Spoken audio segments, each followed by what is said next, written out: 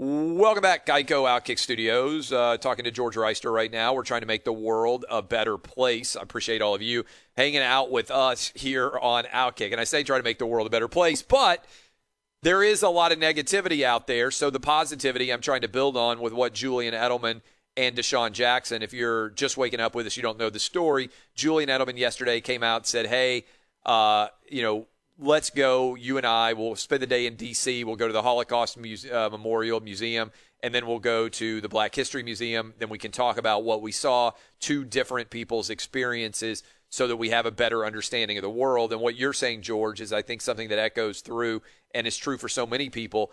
Education is the root of this.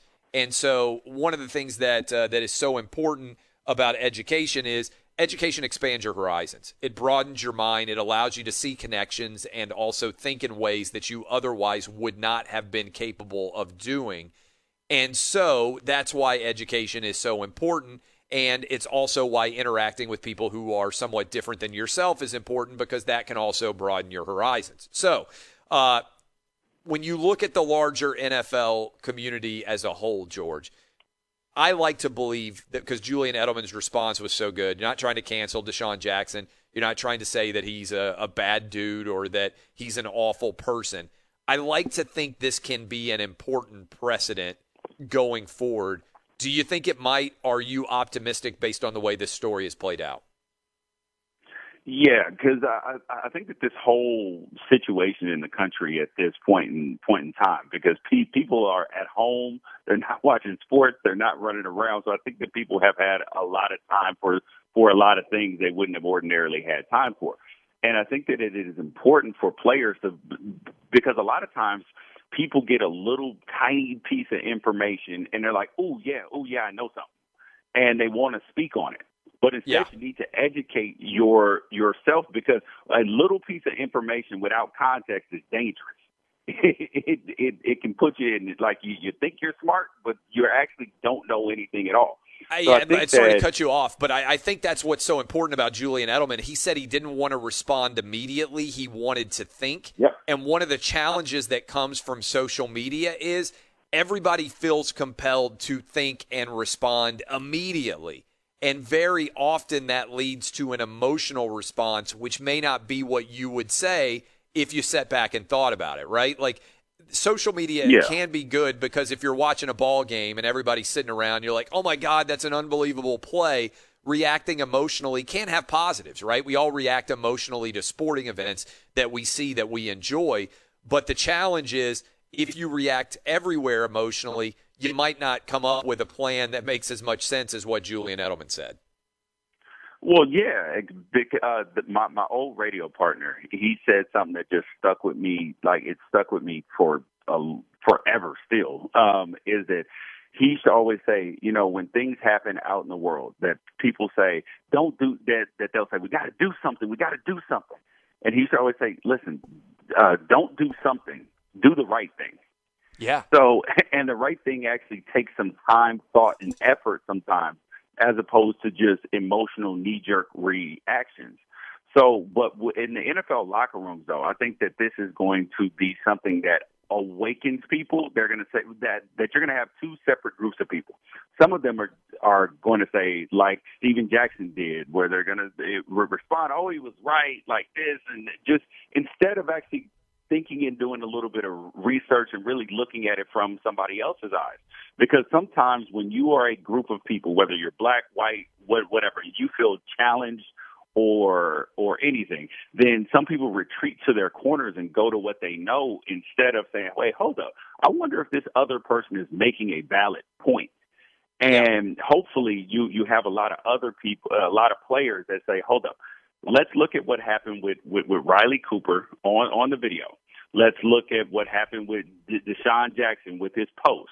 And let's educate these dudes in that way we don't have these gaffes, and also they're not living out in their world. Because I know where DeSean Jackson's from. He's from Long Beach. I know a lot of the same people. He knows, and he's been around the world. He's traveled. So it's a problem when you want to stay in your same mentality when you have different experiences. So you can be about the culture, you can be about, about empowering Black people, changing people's lives, but you also can't get stuck in that and not having the same empathy and respect that you expect out of other people to give to other people.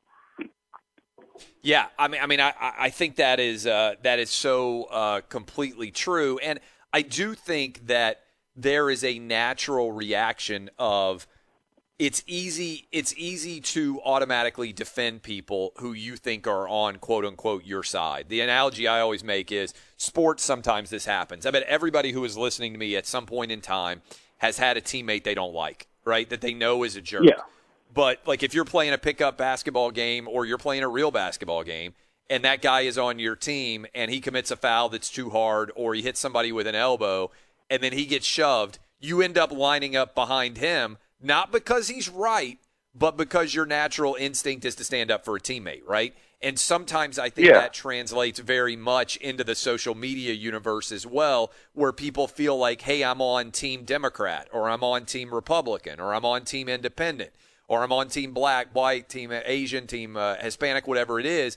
And instead of kind of looking at it totally from a rational perspective, your natural inclination is to be on the team that you think you're on.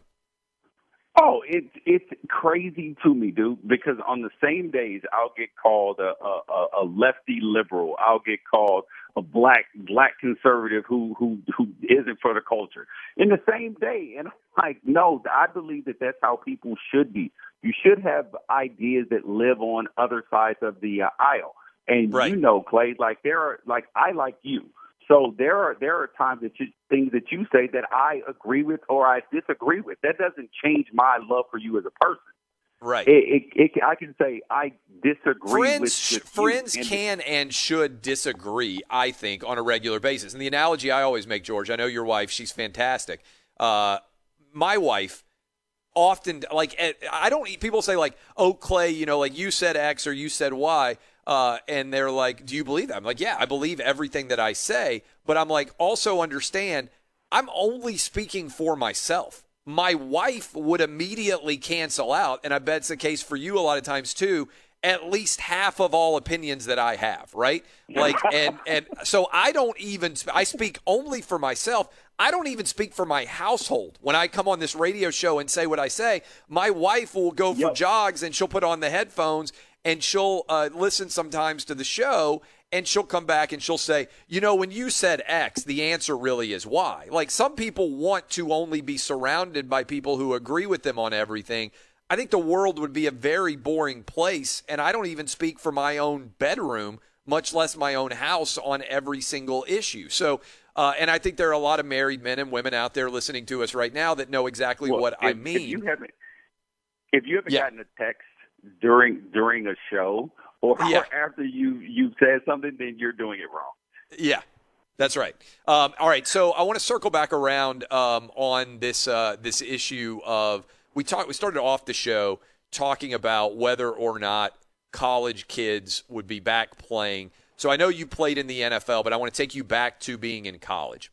What would your thoughts be right now about, would you want, like, let's pretend you're 18 or 19-year-old George. Would you be like, man, I want to play, like, I can't believe we would miss a season in college football? Because I think it's fair to say the NFL, Major League Baseball, the NHL, the NBA, MLS, all of those leagues are going to play in some way. They may not finish. We don't know what the world, if we learned anything in 2020, it's that everything could be crazy.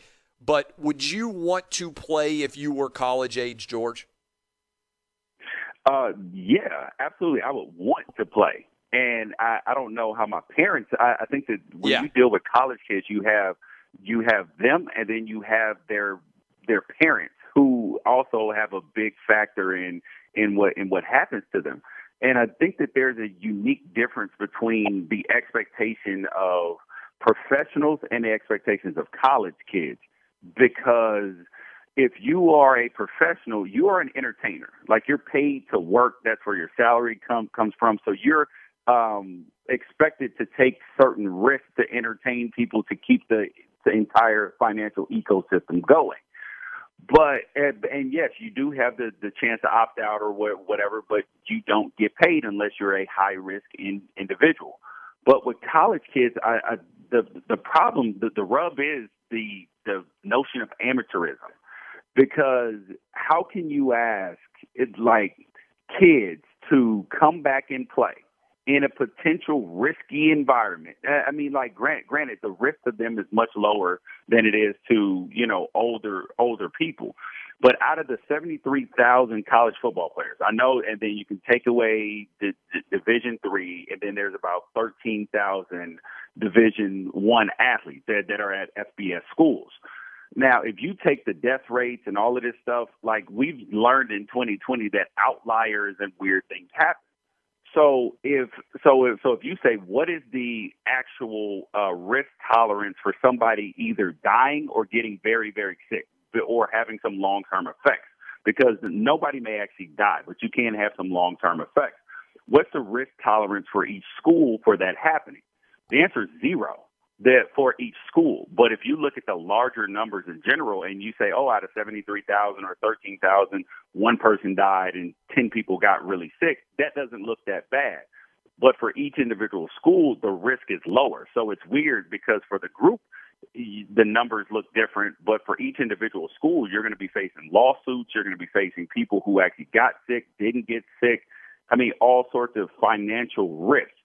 So with that being said, if I were a college kid, I would want to play, unless my name was probably Trevor Lawrence or Justin Fields, where I'm like, I don't know. Yeah. Do I really need to take this risk? Yeah, I think it is an interesting point for those guys in particular, because they may want to play. I mean, Trevor Lawrence already won a national championship. Justin Fields has not. Yeah. But there's no way they're going to play in the spring, right? I mean, if you're a first-round guy or a second-round guy or a third-round guy, every parent out there would tell their kids not to play. They're getting ready for the NFL. They're going to go make those salaries. If college doesn't kick off, and this is what I said to start the show, if they don't kick off in the fall, I don't think they'll play in the spring, because I think there's just way more complications in the spring. Last question for you, Steven Jackson. Steven, you mentioned earlier Steven Jackson. Steven Jackson wants to be a voice for racial reconciliation. I think that's true. I think his ideas are in a good place there. But he spoke so poorly about this situation that it undercuts his moral legitimacy in other areas. Do you agree with that? Are you disappointed in the way that he chose to respond? I am disappointed in the way he chose to respond. I don't like to throw out a messenger, like every single messenger, because I don't like the rest of their message. Because sometimes people have really good things to add, even if you don't disagree with them. Like there are some things that maybe even like politicians that I don't agree with. Sometimes they do good things. The people are rarely wholly terrible individuals. So I didn't like the way he reacted. I also think that you can't throw out his intentions, but this is an issue where you say, I'm throwing this in the trash and you need to fix this the way people can still be receptive to the rest of the things that you have to say. George Wrighster, you can listen to him on Fox Sports Radio 2 to 5 every single Sunday. Hopefully one day we'll get to do another college football show. I would love to do it. It's one of the most fun jobs I've ever had, was working with you and Lindsey Theory that was so much Bruce fun, Feldman. Dude. Yeah, Bruce Feldman, Stuart Mandel back in the day. And I think it was the best show. It was actually a really good college football show. And also, I feel like there's a huge demand on Friday night. A lot of people are kicking back at home and they're ready for football games to be going. I still feel like there's a huge market for Friday night college football pregame show. But we had a lot of fun. Hopefully we'll get to do it again one day soon. Appreciate you getting up early with us, my man, and I'll look forward to listening to you on Sunday. Absolutely, Clay. Appreciate it. That's George Wrighster.